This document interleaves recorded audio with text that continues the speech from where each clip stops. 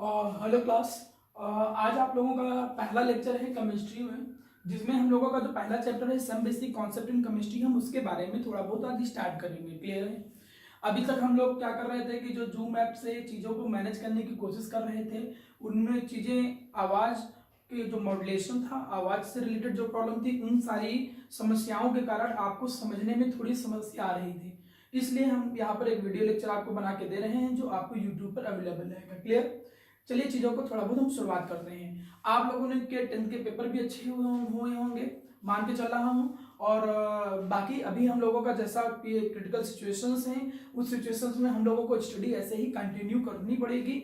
और जैसे ही चीज़ें वापस रिज्यूम होती हैं तो हम लोग क्या करेंगे, इस चीज़ों को दोबारा अच्छे से रिवाइज भी कर लेंगे। अभी आप चीज़ों को प्रॉपरली ईमानदारी से समझिएगा। क्लियर है? और सामने में जो वीडियो आपका क्या कहते हैं जूम ऐप के थ्रू आप लोगों को इसका एक्सप्लेनेशन दूंगा by the help of the booklet. Okay, clear? Start करते हैं। देखिए, सबसे पहले जब मैं बात करता हूं क्लास 11th में केमिस्ट्री में, तो मेरे क्लास 11th क्लास में सबसे पहला चैप्टर जो है that is some basic concept in chemistry. Clear? इसमें सबसे पहले जब मुझे स्टार्टिंग करनी होती है तो सबसे पहली चीज तो हम लोगों को यही पढ़नी है कि भाई केमिस्ट्री होता क्या है। वैसे अगर मैं केमिस्ट्री की डिफिनेशन पढ़ता हूं तो कई जगह पर आपको कई तरीके से चीजों को डिफाइन करने को मिलता है। एक बात अपने दिमाग में बैठा लीजिए कि एग्जाम में ये तो नहीं पूछेगा कि क्या होता है केमिस्ट्री, लेकिन तब भी आपको मेंटली आंसर देने भर का जो होना चाहिए स्टेटमेंट पता होना चाहिए। इसलिए चलिए स्टार्ट करते हैं। अगर मुझसे कोई पूछता है कि बताइए केमिस्ट्री क्या होता है, तो हम कहते हैं it can be define as, इसे हम डिफाइन कर सकते हैं। क्या डिफाइन कर सकते हैं? ब्रांच। और ब्रांच किसकी? Branch of the science. इसे हम साइंस की एक ब्रांच कहते हैं। जैसे फिजिक्स साइंस की एक ब्रांच है, बायोलॉजी साइंस की एक ब्रांच है, वैसे केमिस्ट्री भी जो होती है वो साइंस की एक ब्रांच है। अब इस ब्रांच में हम क्या पढ़ते हैं और क्या समझते हैं, देखते हैं। It can be defined as the branch of the science in which, जिसमें इन विच वी डील और स्टडी, जिसमें आप क्या करते हो मेरा प्यारा बच्चा, पढ़ते हो और समझते हो। क्या? किसके बारे में? मेनली मैटर के बारे में हमें पढ़ना होता है। तो हम लोग क्या करते हैं? डील करते हैं या स्टडी करते हैं अबाउट, किसके बारे में मेरा प्यारा बच्चा? About the composition of matter. मतलब जो मैटर है, मैटर का कंपोजिशन क्या है, हम इसके बारे में पढ़ते हैं। Composition of the matter. आप लोगों को पता है matter is anything which having the mass and occupy space. Matter कुछ भी जिस पर मास होता है और स्पेस को ऑक्युपाई करता है। अब आपके सराउंडिंग में जो कुछ भी दिख रहा है वो मैटर है, ये आप लोगों को क्लियर है। अब उसका कंपोजिशन भाई क्या है? कंपोजिशन होने का मतलब क्या है? वो किन किन चीजों से मिलकर बना है, उनमें एटम है, मॉलिक्यूल है, आयन है, क्या चीजें हैं बेसिकली ये। जैसे मैं आइस की बात करूं तो आइस में वाटर के मॉलिक्यूल्स प्रेजेंट हैं। मैं बात करूं नमक की, NaCl, तो उसमें आयंस प्रेजेंट होते हैं। तो कोई भी मैटर जो होता है उसका कंपोजिशन क्या है, किससे बना है, and chemical change related with that, and chemical changes related with that, changes related with that, changes related with that. मतलब हम लोग ये पढ़ते हैं कि मैटर बना किससे है और उससे रिलेटेड कौन कौन से चेंजेस रिलेटेड विद दैट, उसके साथ कौन कौन से केमिकल चेंज हैं, उन केमिकल चेंज के बारे में भी पढ़ते हैं। जैसे आप लोगों ने 10th में एक एग्जांपल पढ़ा था कि कॉपर सल्फेट है, कॉपर सल्फेट का ब्लू सॉल्यूशन है, उसमें आयरन की एक नेल डाल दो तो वो सॉल्यूशन जो होता है वो ग्रीनिश, आपका ब्राउनिश ग्रीनिश होने लगता है। तो वो जो ग्रीनिश कलर आया है तो वो भी एक तरीके से तो केमिकल चेंज ही हुआ। कलर चेंज तो वैसे फिजिकल में हम पढ़ते हैं, लेकिन ये केमिकल प्रोसेस के थ्रू हुआ है। तो ये कैसे हो रहा है, इस बात की भी स्टडी आप किसमें करोगे मेरे प्यारा बच्चा? केमिस्ट्री में। सीधी सी भाषा और आसान भाषा में हमको यह समझ में आ रहा है कि केमिस्ट्री है क्या?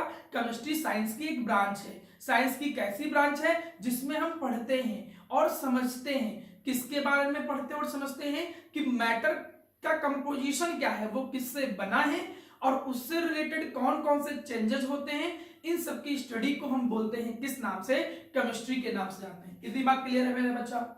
अब अगर मैं केमिस्ट्री को क्लासिफाई करूं तो वैसे तो केमिस्ट्री को क्लासिफाई करने के बहुत तरीके होते हैं, लेकिन एक्चुअली में केमिस्ट्री को जो बेसिकली कुछ हिस्सों में क्लासिफाई किया गया है मैं वो बता देता हूं। जैसे अगर केमिस्ट्री को लोग क्लासिफाई करते हैं तो एक आता है, आप लोगों ने नाम सुना होगा ऑर्गेनिक केमिस्ट्री, 10th क्लास में ऑर्गेनिक केमिस्ट्री। जब 10th क्लास में थे ना तो कार्बोनेट्स कंपाउंड करके ये चैप्टर पढ़ा होगा, ठीक, तो उसमें ऑर्गेनिक केमिस्ट्री ही था। अब दूसरा हम इनऑर्गेनिक केमिस्ट्री के तौर पे बांट सकते हैं, इनऑर्गेनिक केमिस्ट्री के तौर पर बांट सकते हैं, क्लियर है। और मुझे बांटना हो तो मैं फिजिकल केमिस्ट्री के तौर पे बांट सकता हूं। मुझे कोई कहे कि भाई और बांटो तो हम उसको फिजिकल केमिस्ट्री के तौर पे बांट सकता हूं। मुझसे कोई और कहे कि नहीं और डिवाइड करो तो हम जनरल केमिस्ट्री के तौर पे डिवाइड कर सकते हैं, जनरल केमिस्ट्री पढ़ सकते हैं।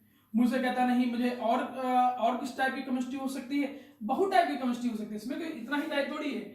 आप चाहो तो इसी में अलग अदर में आ जाओ, अदर्स में आ जाओगे तो जैसे हमने कहा न्यूक्लियर केमिस्ट्री, ठीक है, न्यूक्लियर केमिस्ट्री की बात हमने कर दिया। हमसे कोई पूछता है तो हमने कह दिया भाई लेदर केमिस्ट्री हो गया, लेदर केमिस्ट्री हो गया। मेडिसिन में हम आ जाए तो मेडिसिन से रिलेटेड केमिस्ट्री हो गया, मेडिसिन से रिलेटेड केमिस्ट्री हो गया, मेडिसिन से रिलेटेड केमिस्ट्री हो गया, इट इज। मतलब अगर आप देखो तो एक्चुअली में केमिस्ट्री को हम लोग कई तरीके से क्या कर सकते हैं, क्लासिफाई कर सकते हैं। चलिए चीजों को थोड़ा समझता हूं। आप लोगों ने पढ़ा होगा कि ऑर्गेनिक केमिस्ट्री में होता क्या था।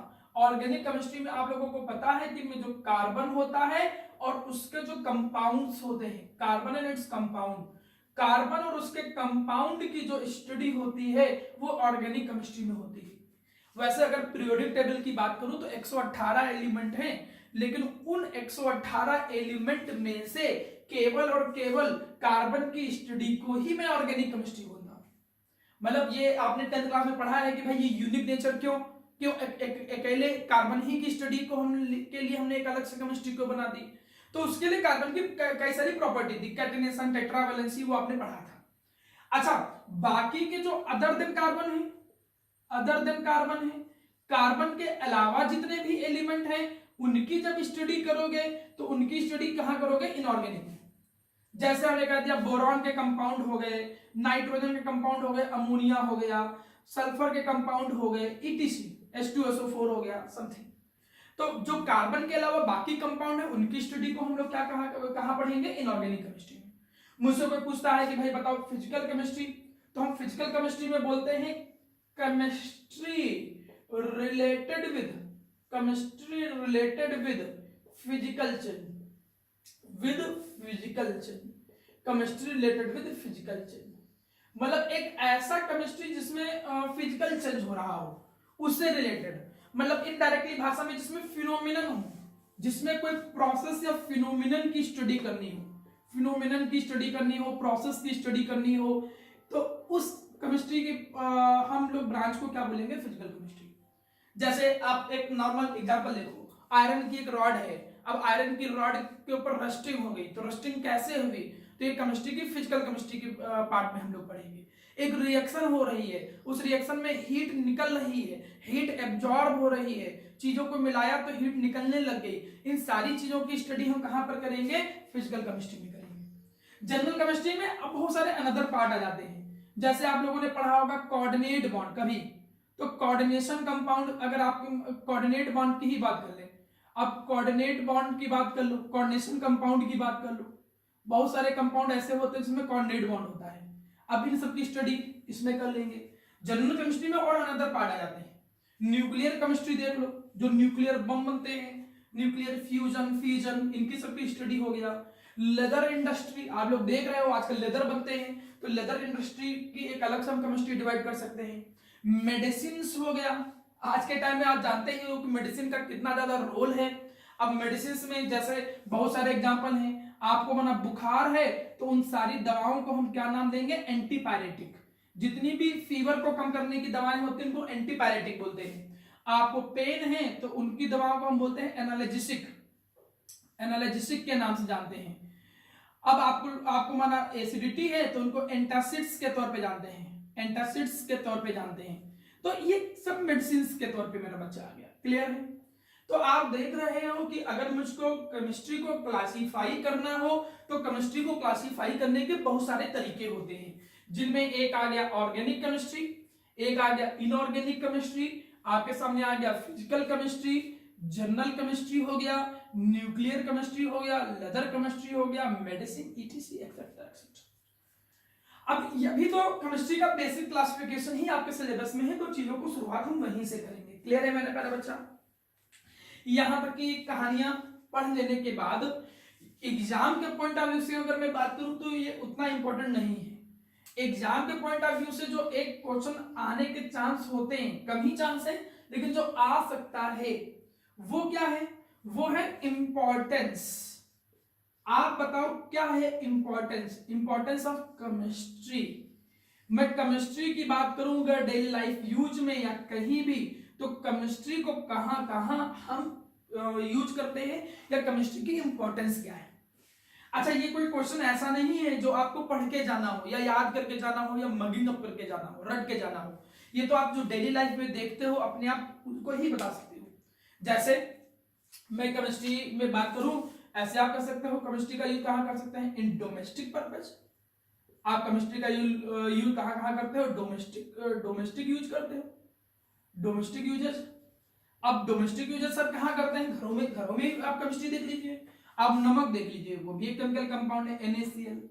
आप बहुत सारे सिट्रिक फ्रूट्स यूज करते हो, जैसे लेमन्स, विनेगर, ठीक। शुगर की बात कर लो, शुगर फॉर्मूला C12H22O11। तो आप देख रहे हो कि घरों में भी आपको केमिस्ट्री मिलेगी। क्लियर है मेरा बच्चा? और आप देख लीजिए इन इंडस्ट्रीज में आपको केमिस्ट्री मिलेगी। इन इंडस्ट्री केमिस्ट्री का कहां यूज मिलेगा? इंडस्ट्री में मिलेगा। इंडस्ट्री में जैसे देख लीजिए बहुत सारे ऑयल हो गया, पेंट हो गया, ऑयल पेंट, ठीक है, और रबर ETC, बहुत तरीके से बहुत सारे ऐसे इंडस्ट्री में क्या कह सकते हो एसेट्स बनते हैं या ऐसे गुड्स बनते हैं जो जहां पर केमिस्ट्री का रोल होता है। तो आप देख लीजिए इंडस्ट्री में उसका यूज है केमिस्ट्री का। कोई कंपाउंड बनाने जा रहे हो, आप कोई भी चीज लेदर ही बनाने जा रहे हो, तो लेदर बनाते समय कितना कितना केमिकल मिलाना है, तो बिना केमिस्ट्री जाने आप कहां से इंडस्ट्री में इसका यूज कर ले जाओगे?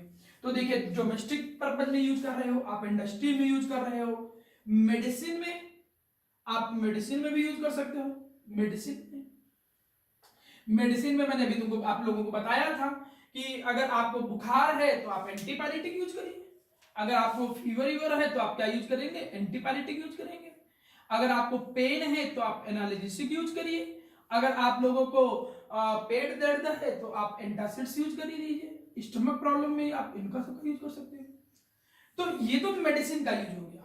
वैसे डेली लाइफ के हजारों यूज आप अपने सराउंडिंग में जो कुछ भी कहीं भी देखते हो उन सारे यूजेस को यहां पर लिख सकते हो। मतलब इंपॉर्टेंस ऑफ केमिस्ट्री कोई एक ऐसा टॉपिक नहीं है जिसको आपको याद करने की जरूरत हो।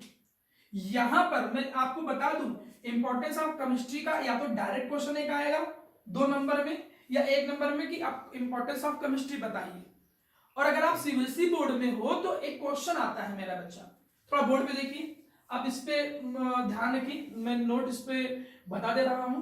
इन चीजों को मैं एक्सप्लेन भी करूंगा, इसको आपको जब आमने सामने हम लोग होंगे तो उसका एक्सप्लेनेशन भी बुकलेट के थ्रू मिलेगा। बुकलेट में आपको सारी चीज मिलेंगी। अब अगर मैं बात करूं, 2 चीजें जरूर याद रखो। 2 ड्रग के नाम बेटा बड़े काम के हैं। एक तो होता है सिस्प्लैटिन, एक ड्रग का नाम है सिस्प्लैटिन एंड टैक्सॉल, सिस्प्लैटिन एंड टैक्सॉल, और एक का नाम है AZT, ठीक है, एजिडोथामाडीन, ठीक है, 2 ये दवाएं हैं। अब ये जो सिस्प्लैटिन एंड टैक्सॉल ये जो 2 ड्रग है, मैं एक्चुअली मेडिसिन का एक नाम और बोलता हूं मेरे प्यारा बच्चा, ड्रग बोलने वाला ये नहीं कि जो हम लोग एक गलत इमेज बनाए हैं वो ड्रग्स भी ड्रग ही हैं, लेकिन आप मेडिसिन को भी ड्रग बोलते हैं। मेडिसिन और ड्रग में क्या अंतर है ये 12th क्लास में आपको पढ़ने को मिलेगा। क्लियर? अभी जो 1 मार्क्स के लिए आपके लिए जरूरी है वो आप थोड़ा सा समझिए मेरा बच्चा। 1 मार्क्स में कभी कभी क्वेश्चन एग्जाम में बन जाता है। ये सिस्प्लैटिन एंड टैक्सॉल जो होते हैं इनका यूज हम कहां पर करते हैं मेरा प्यारा बच्चा? कैंसर थेरेपी में करते हैं। और ये है इसका यूज हम लोग एड्स के रोकथाम के लिए, या आप रोकथाम नहीं बोलेंगे, एड्स के जो विक्टिम्स होते हैं या एड्स से जो बचाव होता है उस दौरान इस मेडिसिन का हम यूज करते हैं। अब 1 नंबर में आपके एग्जाम में क्वेश्चन आ सकता है कि write the name of drug which is used into the cancer therapy, या क्वेश्चन ऐसे पूछ लेगा, write the name of the drug which is used into the AIDS, तो आप इसका नाम बोलोगे कि कैंसर थेरेपी में सिस्प्लेटिन एंड टैक्सोल है, और एड्स में क्या होता है, एजिडोथामाडाइन। ठीक है, तो दो चीजें तो आप लोगों को कंफर्म हो गई होंगी। एक तो क्वेश्चन ये यहां से तैयार कर लो, एक ये स्टार्टिंग में आपके काम आ सकता है, और एक क्वेश्चन जो आपके काम आ सकता है वो ये दो कंटेंट ऐसे हैं जो एग्जाम के पॉइंट ऑफ व्यू से क्या है मेरा प्यारा बच्चा, ज्यादा इंपॉर्टेंट है। क्लियर है? मैंने आपको क्या बताया, जल्दी से मैं आपको बताता भी हूं। मैंने आपको सिखाया कि केमिस्ट्री क्या होता है। केमिस्ट्री साइंस की एक ब्रांच है जिसमें हम लोग पढ़ते क्या है, जिनमें हम लोग ये पढ़ते हैं कि मैटर किससे बना है, उसका कंपोजिशन क्या है, और उससे रिलेटेड कौन कौन से चेंजेस होते हैं। केमिस्ट्री के क्लासिफिकेशन में हमने पढ़ा, कई तरीके से केमिस्ट्री को क्लासिफाई कर सकते हो। ऑर्गेनिक केमिस्ट्री जिसमें कार्बन के बारे में पढ़ते हैं, इनऑर्गेनिक केमिस्ट्री कार्बन के अलावा पढ़ते हैं, फिजिकल केमिस्ट्री इसमें प्रोसेस और फिनोमिनन के बारे में पढ़ते हैं, न्यूक्लियर केमिस्ट्री, मेडिसिन एक्सेट्रा। जो इंपॉर्टेंस होता है वो भी हम लोगों ने पढ़ा कि कहाँ कहाँ केमिस्ट्री का इंपॉर्टेंस है डेली लाइफ में। और दो ड्रग के नाम याद रखने हैं। ये चीज अगर आप जब एनसीईआरटी में जाओगे, अगर आप सीबीएसई बोर्ड के हो, तो एनसीईआरटी में सेकंड पेज पे जब आओगे तो आपको लेफ्ट साइड में फोर्थ लाइन में आपको ये मिलेंगे दो ड्रग्स, ब्लैक कलर में आपको ये पॉइंट आउट मिल जाएंगे। तो ये ड्रग के नाम जरूर याद रखिएगा, दो, सिस्प्लेटिन एंड टैक्सोल। जल्दी से एक बार बोर्ड में चीजों को ध्यान से देखिए, तो मैं आपको ये चीज रेफर करके आगे चलता हूं।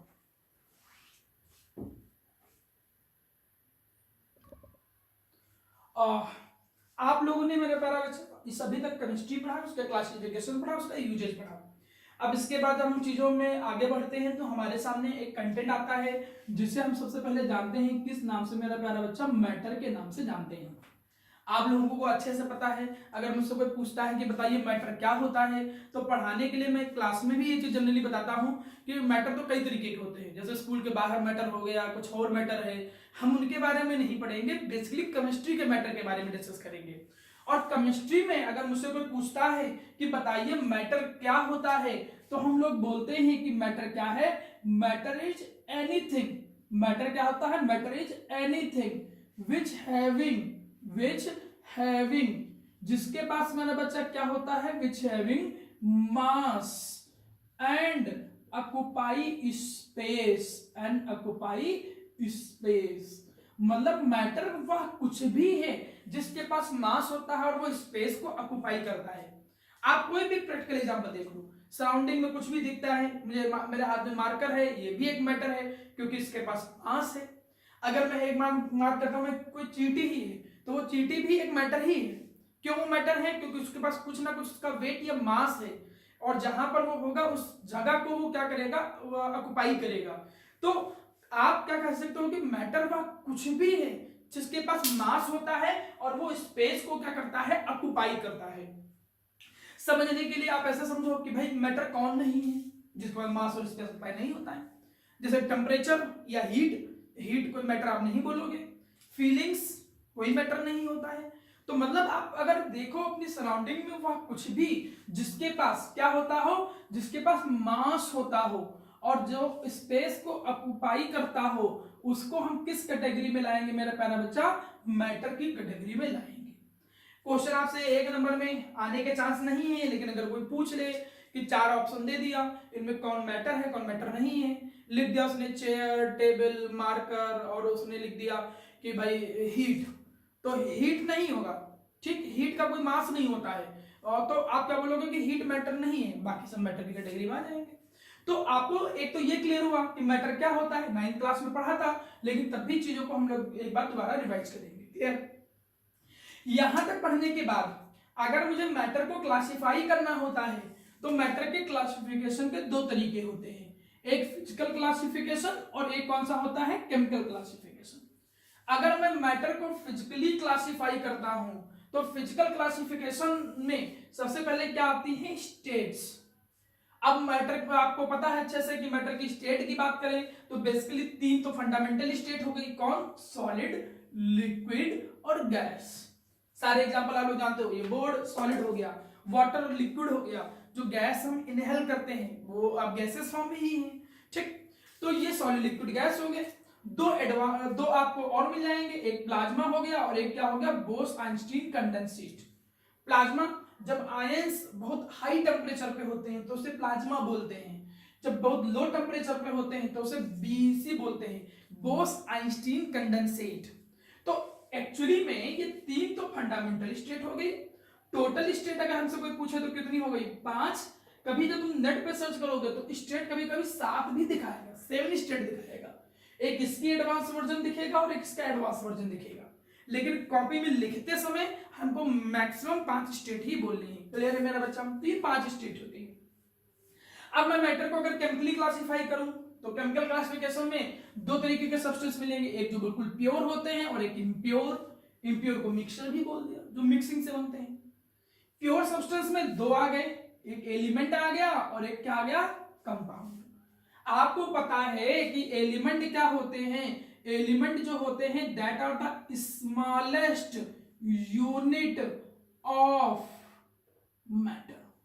किसी भी मैटर की जो सबसे स्मॉलेस्ट यूनिट होती है, जो सबसे छोटी यूनिट होती है, उसे हम जानते हैं किस नाम से मेरा प्यारा बच्चा? एलिमेंट के नाम से जानते हैं। आप कोई भी अपने सराउंडिंग कुछ भी देखो, ये बोर्ड ही है तो ये छोटे छोटे एटम से मिलकर बना होगा।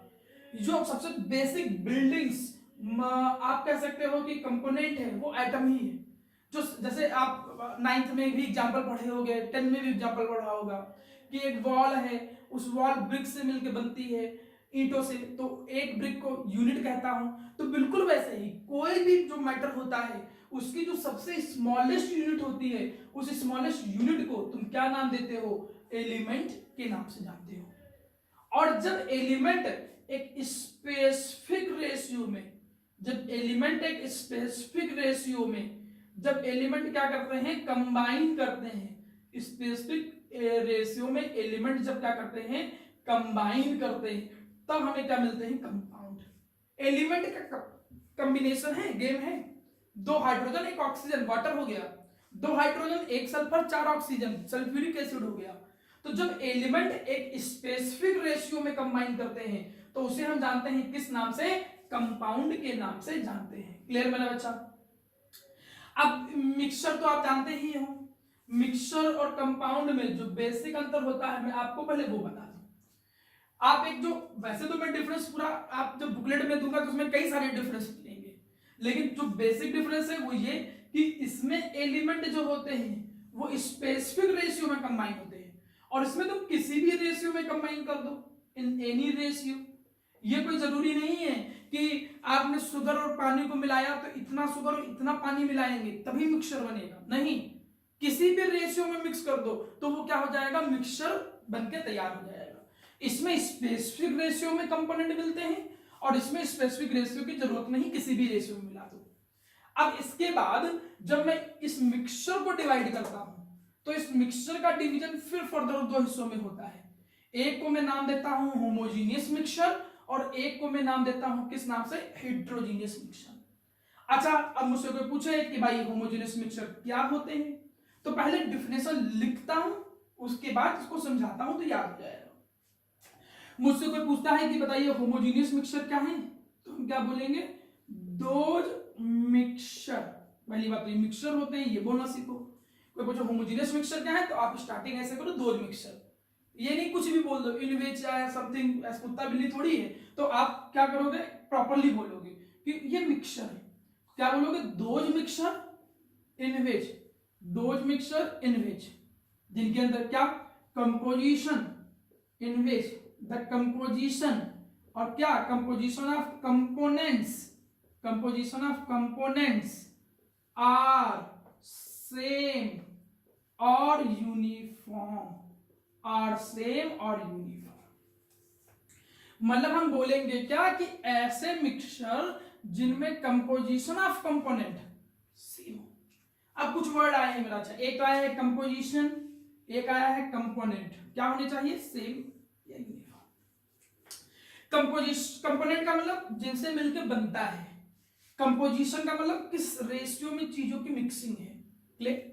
अब इसको समझने के लिए एक एग्जांपल लेके चलते हैं। क्लियर? होमोजेनियस मिक्सचर को जैसे हमने एक एग्जांपल दिया, हमने कहा मेरा प्यारा बच्चा, माना आपके सामने एक बीकर है। क्लियर है? अब इस बीकर में हमने क्या कर दिया? वाटर को फिलअप कर दिया। ठीक, चलो वाटर भर दिया, ब्लू है पानी, पानी मतलब वाटर ब्लू नहीं होता है, समझा रहा हूं। ठीक, तो हमने कहा कि ये एक बीकर लिया, उस बीकर में आपने क्या किया? वाटर को फिलअप कर दिया। अब इस बीकर में जब तुमने वाटर को मेरा प्यारा बच्चा फिलअप किया है और आप क्या कर रहे हो, इसके अंदर शुगर को डिजोल्व कर रहे हो, इसके अंदर शुगर को क्या कर रहे हो, डिजोल्व कर रहे हो। जैसे ही शुगर को डिजोल्व करोगे तो शुगर इसके अंदर आपने डिजोल्व कर दिया भाई। डिजोल्व करने के बाद स्ट्रिंग कर दिया। स्ट्रिंग करने का मतलब प्रॉपर्ली जब मिक्स करोगे तभी तो डिजोल्व होगा, ठीक है। तो डिजोल्व करने के लिए स्ट्रिंग कर दिया। अब मेरा एक आंसर दो कि जब मैंने शुगर को पानी में मिलाया और प्रॉपर्ली डिजोल्व कर दिया, तो प्रॉपर्ली डिजोल्व करने के बाद मैं तुमसे ये पूछूं, बताओ बेटा कि यहां और यहां ये ऊपर जो शुगर सॉल्यूशन बना है और नीचे जो शुगर सॉल्यूशन बना है, दोनों की जो स्वीटनेस है, क्या स्वीटनेस अलग अलग होगी? कि ऊपर जो शरबत है वो ज्यादा मीठा है, यहाँ कम मीठा हो, या वाइस वर्सा? नहीं, सीधी सी बात, आंसर क्या होगा सर? नहीं, ऐसा नहीं होगा। आप क्या बोलोगे कि सर जितना स्वीटनेस यहां होगी उतना स्वीटनेस यहां होगी, अगर प्रॉपर्ली डिजोल्व किया है। अच्छा, अगर स्वीटनेस दोनों जगह सेम है तो इसका मतलब क्या है? इसका यह मतलब हुआ कि जितना शुगर और वाटर यहां है उतना ही शुगर और वाटर कहां है? यहां है। अब डेफिनेशन समझने के लिए ऐसे ही समझो कि शुगर और वाटर क्या हो गए? कंपोनेंट। देखना सेम क्या है, ध्यान दे बेटा, सेम क्या है? Component, sugar water. और जितना यहां है उतना यहां है, उसको कैसे समझ सकते हो? कंपोजिशन। तो मतलब क्या समझ में आया? क्या सेम है? कंपोजिशन सेम है। और किसका कंपोजिशन सेम है? कंपोनेंट्स का। ऐसा मिक्सचर जो होगा उस मिक्सचर को तुम क्या बोलोगे? Homogeneous mixture. वैसे भी 10th क्लास में आप लोगों को पता होगा होमो का क्या मतलब होता है? सेम ही होता है।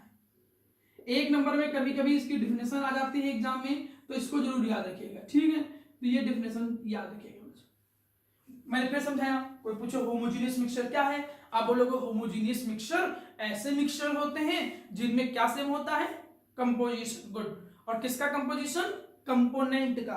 ऐसे मिक्सचर जिनमें कंपोजिशन ऑफ कंपोनेंट सेम हो या यूनिफॉर्म हो, ऐसे मिक्सचर को क्या बोलते हैं? Homogeneous mixture.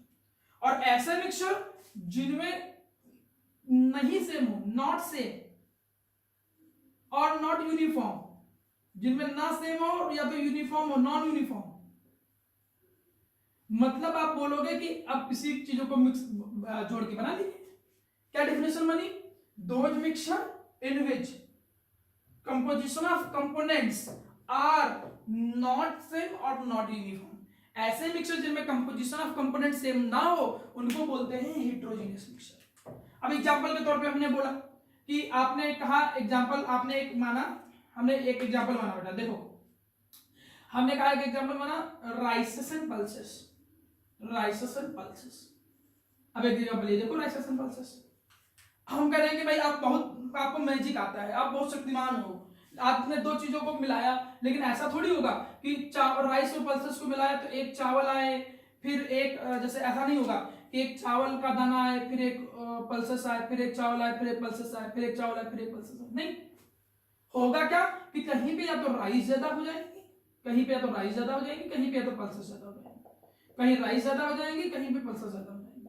मतलब इस मिक्सचर में जो कंपोनेंट है, कौन? राइस एंड पल्सेस, इनका जो कंपोजिशन है वो नहीं सेम है, कहीं कोई ज्यादा है, कहीं कोई कम है।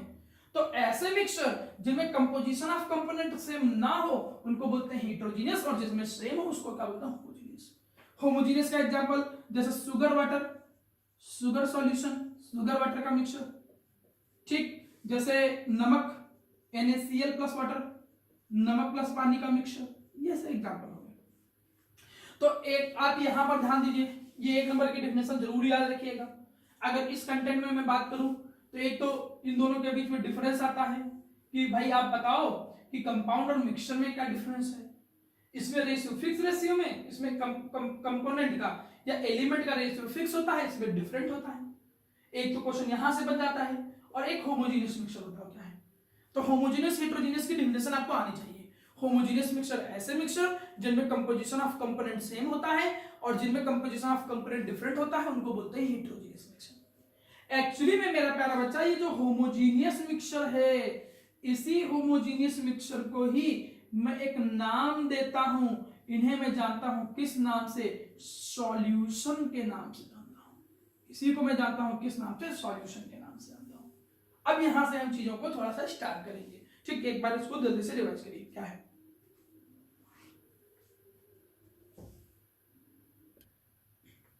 देखिए बेटा, हम लोगों ने अभी तक दो चीजें सीखी। क्या दो चीजें सीखी?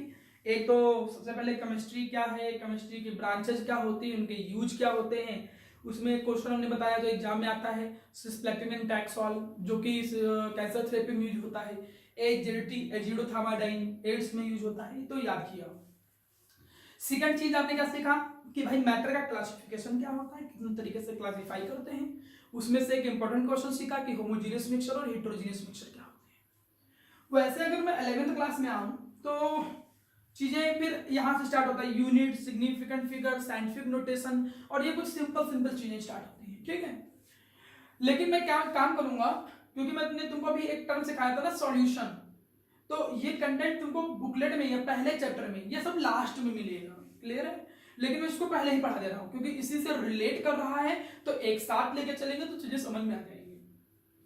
जब आप 11th क्लास में बुकलेट में या अपने एनसीईआरटी में पलटोगे तो वहां पर आपको ये पढ़ने को मिलेगा, मोलैरिटी, मोलैलिटी, ऐसे करके कुछ शब्द मिलेंगे, मोलैरिटी, मोलैलिटी, मास परसेंटेज, तो ये लास्ट का पोर्शन है। इससे न्यूमेरिकल आता है, 2 नंबर का 3 नंबर का न्यूमेरिकल आता है। तो आपको ये टॉपिक में यही पढ़ा दे रहा हूं जिससे थोड़ी सी फीलिंग भी आए कि नहीं अब 11th क्लास में आए हैं हम लोग, अब वैसी फीलिंग ना रहे कि छोटी छोटी डिफिनेशन, थोड़ा सा आप पढ़ने लायक आप हो गए हो, तो इसलिए चीजों को प्रॉपर्ली स्टार्ट करते हैं, क्लियर। हमने मेरा प्यारा बच्चा पिछली क्लास में एक बात सीखी थी। हमने पिछली क्लास में क्या एक बात सीखी थी कि भाई सॉल्यूशन, एक वर्ड सीखा था, बताओ जरा अच्छा कि भाई सॉल्यूशन क्या होते हैं, याद तो होगा ही, क्या होते हैं सॉल्यूशन। गुड। सॉल्यूशन जो होते हैं आपको आना चाहिए दिमाग में कि इनको हम लोगों ने नाम दिया था क्या मेरा प्यारा बच्चा, ये होते हैं होमोजीनियस मिक्सचर। भूलिएगा नहीं, मैं 1000 बार बता चुका हूं ये। अब आप 10th क्लास में नहीं हो कि एग्जाम के एक दिन पहले एक एक डेफिनेशन याद कर रहे हो। चीजों को ईमानदारी से समझो और उनको याद करते चलो, और ऐसे याद करो कि बिल्कुल परमानेंटली दिमाग में बैठ जाए। मैंने आपसे पूछा कि बताइए सॉल्यूशन क्या होते हैं, आप बोलोगे कि सॉल्यूशन होते हैं वो होमोजीनियस मिक्सचर होते हैं। क्या होते हैं सॉल्यूशन? सॉल्यूशन होमोजीनियस मिक्सचर होते हैं। अब सॉल्यूशन से रिलेटेड एक टर्म आता है जिसको हम जानते हैं कंसंट्रेशन। 1 नंबर में पूछेगा बताओ कंसंट्रेशन क्या होता है, डिफाइन द टर्म कंसंट्रेशन। तो कंसंट्रेशन को डिफाइन करने के लिए मैं एक एग्जांपल लेता हूं, उससे आपको समझ में आ जाएगा। मतलब एक तरीके से कंसंट्रेशन होता क्या पहले समझा भी दूं। Concentration can be defined as the amount of solute present in fixed solution in the solution 100 gram में समथिंग फिक्स सॉल्यूशन, ठीक है, इसे फिक्स कर दीजिए।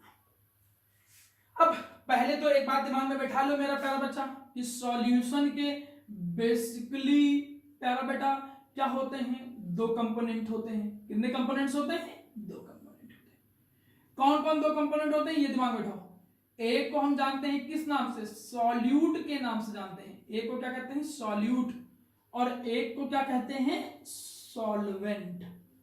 आपने पढ़ा होगा सॉल्यूट और सॉल्वेंट, अच्छे से दिमाग में बिठा लो कि जो सॉल्यूशन जब बनाते हैं तो उस सॉल्यूशन में जो लेस अमाउंट में होता है, जब आप सॉल्यूशन बनाते हो तो जो सॉल्यूशन में लेस अमाउंट में होता है या फिर जिसे तुम डिजॉल्व कर रहे हो उसे क्या बोलते हैं? सॉल्यूट। जो एक्सेस अमाउंट में होता है, जो ज्यादा अमाउंट में होते हैं, एक्सेस अमाउंट में होते हैं, या फिर जिसमें तुम डिजॉल्व कर रहे होते हो, उनको हम जानते हैं किस नाम से? सॉल्वेंट के नाम से। क्लियर है मेरे प्यारे बच्चा? सॉल्यूट क्या होते हैं? जिसे डिजॉल्व कर रहे हैं। सॉल्वेंट क्या हो रहे हैं? जिसमें डिजॉल्व कर रहे हैं। क्लियर? जैसे एग्जांपल अगर आप बात करो, शुगर है, अब sugar is dissolve in water, sugar is dissolve in water. अब आपने ऐसे कहा sugar is dissolve in water, तो अब sugar is dissolve in water की अगर मैं बात करूं तो सुगर जो हो गया मेरा प्यारा बच्चा वो क्या हो गया? सॉल्यूट। और वाटर जो हो गया मेरा प्यारा बच्चा वो क्या हो जाएगा, सॉल्वेंट। तो दिमाग में बैठा लो, जिसे डिजोल्व करते हैं वो सॉल्यूट, जिसमें डिजोल्व करते हैं वो सॉल्वेंट। ये जब न्यूमेरिकल आएगा ना तो समझ में आ जाना चाहिए कि सॉल्यूट कौन है, सॉल्वेंट कौन है। नमक को पानी में डिजोल्व कर दिया, यूरिया को पानी में डिजोल्व कर दिया, तो जिसे डिजोल्व करते हैं सॉल्यूट, जिसमें डिजोल्व करते हैं सॉल्वेंट। अब किसी भी सॉल्यूशन में कितना सॉल्यूट है उसे बोलते हैं कंसंट्रेशन। एग्जांपल समझो, हमने कहा कि मेरा प्यारा बच्चा माना एक कंटेनर है, मैं एग्जांपल समझाता हूं। हमने कहा प्यारा बच्चा माना आपके सामने ये 2 कंटेनर ले लिए, मैंने यहां पर क्या किया, 2 कंटेनर ले लिए, ए का नाम ने दे दिया ए का नाम ने दे दिया बी। एक एग्जांपल दे रहा हूं, समझ में आ जाएगा। दोनों में हमने क्या कर दिया, वाटर भर दिया, दोनों में हमने क्या भर दिया, वाटर भर दिया, और वाटर जो भरा है वो दोनों में फिक्स भरा है, दोनों में 100 ग्राम वाटर मैंने क्या कर दिया है, फिल कर दिया है। अब मुझे एक चीज बताओ, मैंने पहले वाले केस में क्या किया, 5 ग्राम शुगर डिजोल्व कर दी, और दूसरे में मैंने क्या कर दिया, 20 ग्राम शुगर डिजोल्व कर दिया। 20 ग्राम शुगर जो है वो क्या कर दिया, डिजोल्व। पहले में 5 ग्राम शुगर डिजोल्व कर दिया, दूसरे में 20 ग्राम शुगर डिजोल्व कर दिया। अब जब शुगर इसमें 5 ग्राम डिजोल्व हो गई, इसमें 20 ग्राम शुगर डिजोल्व हो गई, तो मुझे एक बात बताओ तुम लोग, मेरा बच्चा, मैं तुमसे ये पूछूं कि इन दोनों में कौन ज्यादा स्वीट है, ज्यादा सॉल्यूशन, कौन ज्यादा मीठा सॉल्यूशन रहेगा? तो आप आंख बंद करके बता दो, आंख बंद करके तो नहीं बता पाओगे, लेकिन आप आराम से बता ले जाओगे कि नहीं ये जो बी वाला है वो मोर स्वीट है, तो B is more sweet, more sweeter than A. Clear? मैं पूछूंगा क्यों, आपको अगर सर इस पे कौन सी बड़ी बात है, कि इसलिए क्योंकि इसमें शुगर जो है वो ज्यादा है। शुगर क्या है, सॉल्यूट है। अब एक बात समझो, एक तरीके से आप ये दिमाग में बैठा लो कि जो स्वीटनेस होती है उसको एक तरीके से क्या समझो, कंसंट्रेशन, और जो कि डिपेंड किस पे कर रही है, सॉल्यूट के अमाउंट पे। मतलब एक चीज समझ में आया कि ज्यादा शुगर होगी मतलब ज्यादा सॉल्यूट होगा, मतलब स्वीटनेस ज्यादा होगी, मतलब कंसंट्रेशन ज्यादा होगा। मतलब क्लियर, ज्यादा सॉल्यूट ज्यादा कंसंट्रेटेड, कम सॉल्यूट कम कंसंट्रेटेड। मतलब कंसंट्रेशन किस पे डिपेंड करता है कि सॉल्यूट कितना है। तो आपने डिफिनेशन में देखो वही लिखा है, क्या डिफिनेशन में लिखा है, देखिए मेरा बच्चा, डिफिनेशन में लिखा है कि कितना amount of solute, amount of a solute present in 100 gram of the solution या present in the given solution, present in the 100 gram of the solution। मतलब सॉल्यूशन में कितना सॉल्यूट प्रेजेंट है उसी को हम क्या बोलते हैं, कंसंट्रेशन।